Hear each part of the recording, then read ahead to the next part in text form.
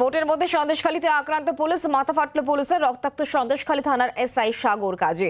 চিকিৎসার জন্য তাকে নিয়ে যাওয়া হয়েছে ক্যানিং মহকুমা হাসপাতালে।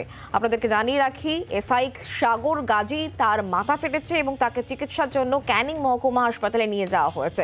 সন্দেশখালীতে আক্রান্ত পুলিশ। আমরা বিষয় নিয়ে আরো জানবো, কথা বলবো। প্রসেনজিৎ সর্দার এই মুহূর্তে আমাদের সঙ্গে রয়েছেন টেলিফোন লাইনে, আমাদের প্রতিনিধি। প্রসেনজিৎ, কি খবর পাচ্ছ? ওই এসআই তিনি কেমন রয়েছেন পুলিশ আধিকারিক?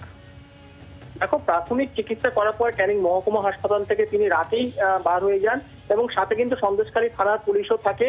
এবং যেটা আমরা জানতে পারছি পুলিশ সূত্রে, যে সন্দেশখালী থানার এসআই সাগর গাজী তিনি আহত হন, তার মাথায় চোট লাগে এবং রক্তক্ষরণ হয়। তারপরে কিন্তু তারা ক্যানিং হাসপাতালে রাতেই চিকিৎসা করতে আসেন এবং প্রাথমিক চিকিৎসা করার পর তাকে ছেড়ে দেওয়া হয় এবং কোনো বিষয় কিন্তু তিনি কিছু জানাননি। তবে যেটা সপ্তম দফা, যেটা আমরা জানতে পারছি, সপ্তম দফা যে শেষ ভোট ছিল গতকাল, এবং সেখানে কিন্তু আক্রান্ত হয়েছিলেন বলে আমরা কিন্তু সূত্রমাফিক জেনেছি।